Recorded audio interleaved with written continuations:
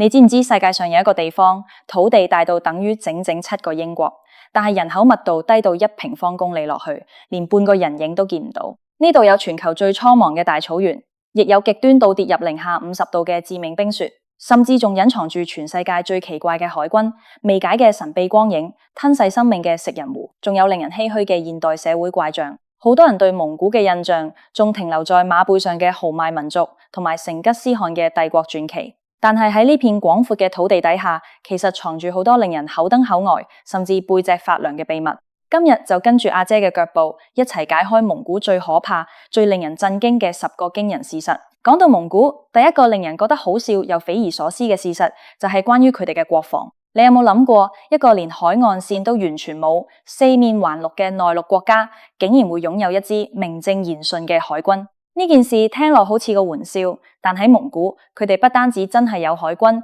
而且歷史仲相當悠久，甚至仲設有海軍司令，官階達到上將軍銜。呢支蒙古海軍嘅起源要追溯到1930年，嗰陣時蒙古仲係老大哥蘇聯嘅跟班，喺國防同經濟後勤方面，幾乎全部都要依靠蘇聯支援。當時為了運送蘇聯提供嘅石油，蒙古政府決定喺國內嘅庫蘇古爾湖成立一支水上運輸隊，專門負責將石油由湖嘅呢一端運去嗰一端。原本呢支只係普通嘅水上運輸隊，如果叫船運公司，聽落實在太唔威風。蒙古政府轉念一想，乾脆將佢命名為蒙古海軍。就咁樣，全世界最神奇嘅內陸海軍正式誕生。當然，呢支海軍喺巔峰時期，實際上都只得一艘蘇聯送嘅老式運輸船蘇赫巴托2號，全軍加埋得7名士兵，其中得1個人識得游水。就算全軍7個人，兵力仲少過一個普通嘅籃球隊，加2個後備，但係海軍嘅排場一定要做足。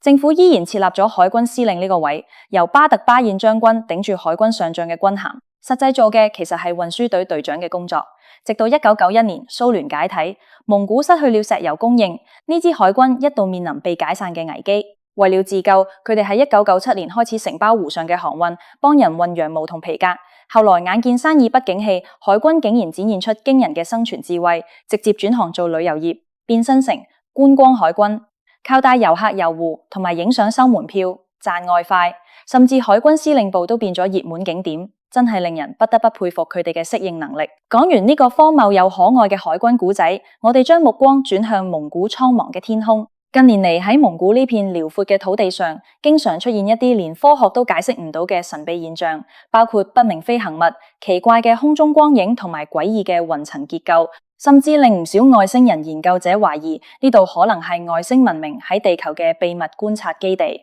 喺2005年9月25號傍晚6點30分，內蒙古嘅天空突然出現咗一個奇怪嘅光點。多名目擊者表示，呢個不明飛行物呈現出不規則嘅形狀，好似某種金屬結構，喺空中不斷閃爍住奇異嘅光芒。佢喺空中靜止懸浮咗足足10分鐘，最後以令人難以置信嘅速度瞬間消失喺夜空之中。更令人背脊發涼嘅係，喺同一天，鄰近嘅俄羅斯同埋中國其他幾個省份都相繼傳出類似嘅目擊報告。去到2022年12月19號，內蒙古嘅呼和浩特、鄂爾多斯同包頭等地，又有好多網民拍到巨大嘅不明發光體劃破夜空，話題瞬間衝上熱搜。雖然科學家解釋呢啲可能係罕見嘅氣象現象，或者高空火箭發射留低嘅軌跡，但喺外星探索愛好者眼中，蒙古作為全球人口密度最低嘅地區之一，擁有幾百萬平方公里嘅廣闊草原同荒漠，呢種環境為不明飛行物提供咗絕佳嘅隱蔽條件。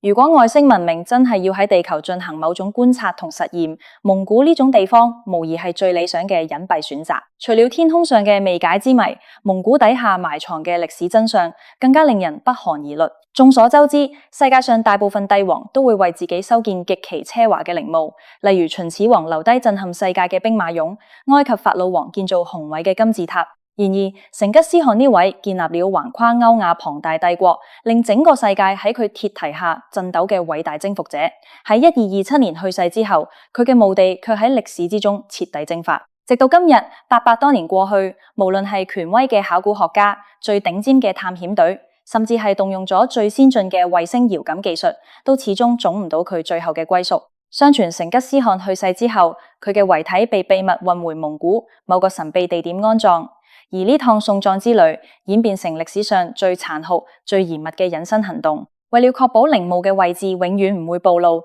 護送遺體嘅士兵將沿途遇到嘅所有人全部殺光，無論係路過嘅商人、無辜嘅牧民，甚至係野外嘅動物，都一個唔留。當遺體順利下葬之後，士兵們騎住幾千匹戰馬喺墓地之上反覆踐踏，直到將所有新土同痕跡徹底抹平。最絕嘅係喺完成任務之後，呢批士兵選擇咗集體自我了斷，令成吉思汗嘅墓地成為歷史上最成功嘅消失案例。喺蒙古人心中，成吉思汗陵墓係不可侵犯嘅神聖禁地。佢哋相信，如果成吉思汗唔想被發現，就絕對唔應該去打擾佢，甚至喺當地流傳住一個恐怖詛咒，認為一旦陵墓被挖掘，世界就會迎來毀滅性嘅災難。就好似1941年蘇聯考古學家挖開鐵木兒陵墓之後，納粹德國隨即全面入侵蘇聯一樣。加上蒙古國地廣人稀，國土面積係英國嘅7倍，但道路只有英國嘅2%。喺呢片無邊無際嘅方圓入面，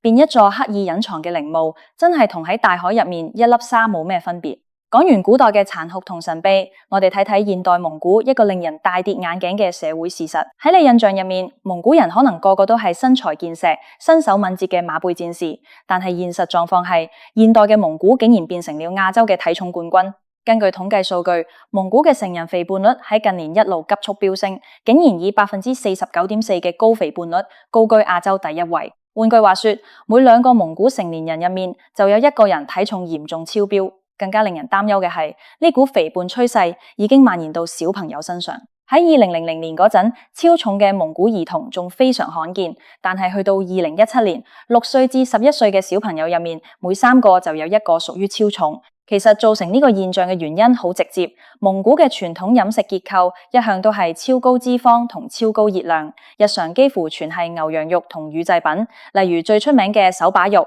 就係大件牛羊肉煮熟之後直接食。油脂極高，仲有高油高肉嘅蒙古蒸餃、炸肉餅，熱量簡直爆表。喺以前，蒙古人長年喺零下20-30度嘅極寒天氣下騎馬放牧，需要消耗大量熱量，呢種飲食係生存所需。但係到了現代，汽車普及化，很多人連100米嘅路程都寧願開車，消耗嘅熱量大幅減少，但食落肚嘅熱量一點都冇減，體重自然一路上升。加上喺蒙古傳統觀念入面，肥從來唔係貶義詞，反而係健康、富足同埋強壯嘅象徵。呢種文化認知更加加速咗全國性嘅肥胖危機。講到蒙古人嘅生活，除了食肉，仲有一樣嘢絕對唔可以少，嗰就係酒。喺蒙古，寒冷嘅天氣令酒精成為咗御寒同社交嘅萬能藥，但係呢種酒文化亦都帶來咗極其嚴重嘅社會問題。數據顯示，蒙古有 30% 嘅女性同埋 50% 嘅男性都屬於重度飲酒者，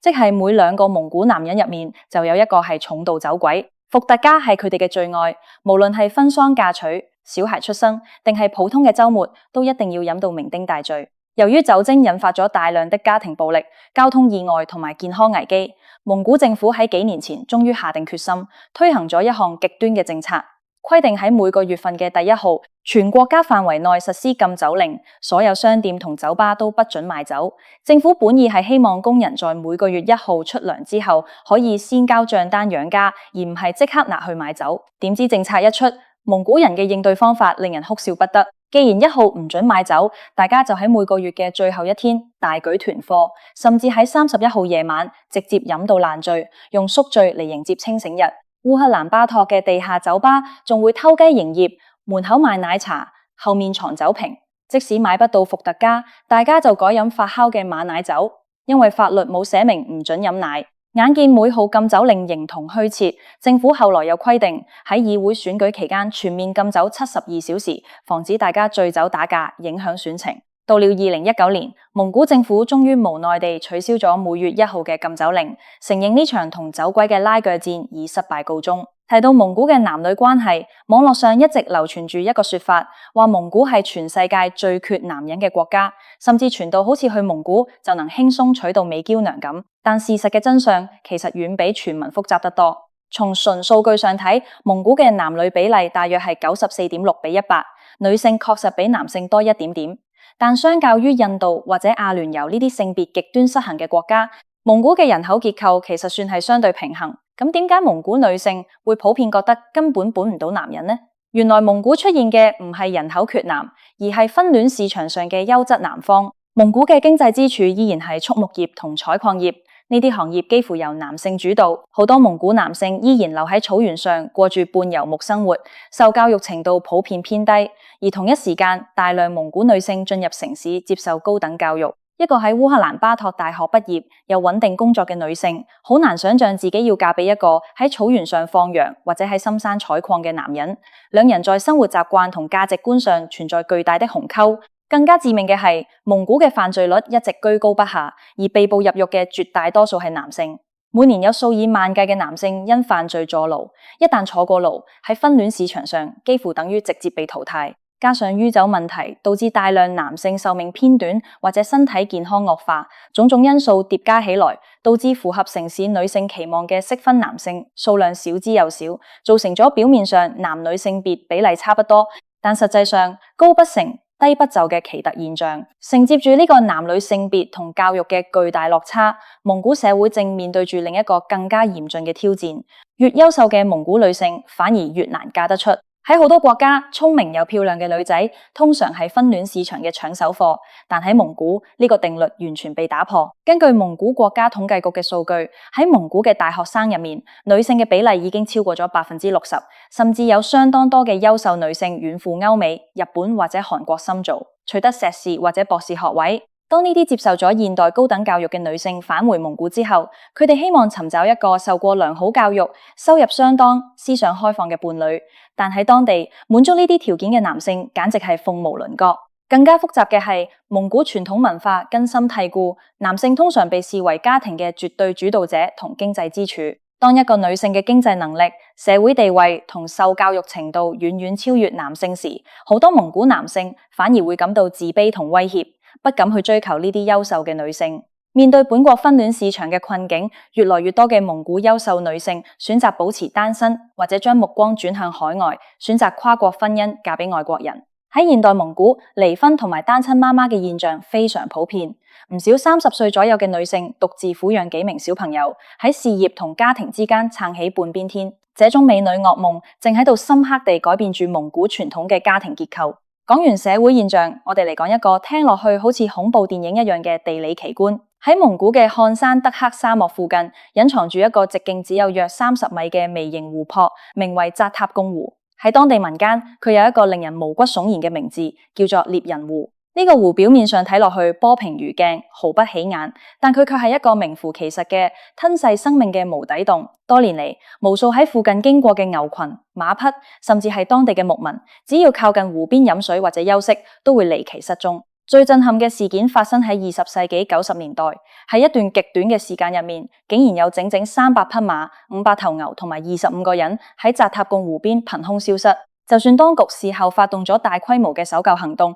都始終找唔到任何遺體或者殘骸。佢哋好似被湖水徹底抹去咗存在嘅痕跡。當地人曾經多次嘗試量度呢個湖嘅深度，每逢冬天湖面結冰，佢哋就會喺冰面上鑽孔，用繩索綁住寵物沉入湖底。但係無論條繩放得幾長，都始終摸唔到湖底。更詭異嘅係，某些夜晚，扎塔貢湖嘅湖面會閃爍起一種奇怪嘅玫瑰色光芒，並伴隨住陣陣令人心慌嘅低頻嗡嗡聲。有科學家推測，湖底可能存在住極其強大嘅地下暗流，或者連接住龐大嘅地下溶洞網絡。一旦有人畜跌入去，就會瞬間被吸入地底深處。亦有人懷疑湖底棲息住某種未知的龐大水生生物。無論真相如何，呢個直徑得30米嘅神秘湖泊，至今依然係蒙古最令人恐懼嘅地理禁區之一。如果話扎塔貢湖係大自然嘅神秘陷阱，咁蒙古首都烏蘭巴托嘅空氣就係一場由現代文明同貧困交織而成嘅慢性屠殺。如果你聽過著名歌曲《烏蘭巴托的夜》，你可能會以為這座草原城市充滿住詩意同浪漫，但喺現實入面，冬天的烏蘭巴托卻被極其恐怖嘅毒霧所籠罩。每逢冬天，烏蘭巴托嘅空氣質素就會跌入地獄，空氣中嘅 PM2.5 濃度經常超標40倍。極端情況下，甚至高達世界衛生組織安全標準嘅133倍。呢個數字意味住喺呢度呼吸一口氣，基本上就等於吸入一口濃濃嘅毒煙。烏克蘭巴托有超過80萬人住在沒有集中供暖嘅蒙古包區，喺冬天零下40度嘅極寒天氣下，普通家庭根本負擔唔起昂貴嘅電費，唯一嘅生存方式就係燒煤取暖。更悲慘嘅係，很多極度貧困嘅家庭連煤炭都買唔起，只能燒廢棄嘅垃圾、塑膠，甚至係動物糞便。再加上烏蘭巴托正正坐落喺一個山谷之中，冬天極易形成逆溫層，將所有刺鼻嘅毒煙死封喺城市上空，完全無法擴散。數據顯示，烏克蘭巴托5歲以下兒童嘅肺功能比鄉村兒童低40%，肺炎更成為5歲以下幼童嘅第2大死因。孕婦早產同胎兒夭折嘅風險飆升了350%。雖然政府曾經喺2010年推行過免費派發175000個清潔爐灶嘅政策，喺2019年更強制禁止使用原煤，但喺貧困同極寒嘅現實面前，呢啲努力一次又一次被打破。烏克蘭巴托嘅居民依然喺凍死同毒死之間進行住殘酷嘅選擇。最後同大家揭開一段蒙古歷史上最震撼，亦最少人敢公開提起嘅古老習俗，叫做客紛紛，或者叫御客婚。喺古老嘅蒙古草原，由於地廣人稀，部落之間相隔幾百公里，陌生人嘅到來係極其罕見嘅大事。喺古代蒙古人嘅傳統觀念入面，遠道而來嘅客人能夠喺惡劣嘅自然環境中生存落嚟，代表住強大嘅基因同生命力。因此，當有貴客光臨蒙古包，主人除了用最好嘅酒肉款待之外，喺夜晚宴席結束之後，甚至會主動安排家裏未婚嘅女性或者妻子陪伴客人過夜。喺當時嘅游牧社會，呢種習俗被視為一種古老嘅優生優育策略，借此引入外界嘅優秀基因，防止近親繁殖導致嘅種族退化。甚至連成吉思汗祖先嘅誕生傳說都隱約同呢種習俗有關。然而，到了清朝晚期，呢個原本屬於少數部落嘅待客習俗，卻徹底變咗質。清政府為了削弱蒙古嘅軍事力量，喺蒙古大力推行藏傳佛教，強制要求大量蒙古男性出家做喇嘛，唔可以結婚生子，導致草原上出現嚴重的女多男少。同一時間，通往俄羅斯嘅商路興起，大量外地商人和官員湧入蒙古，客紛紛逐漸演變成一種普遍嘅臨時婚姻同埋特殊服務。到了20世紀初，呢種大規模嘅社交行為帶來咗災難性嘅後果，梅毒等疾病喺蒙古草原上爆發式蔓延。喺20世紀初，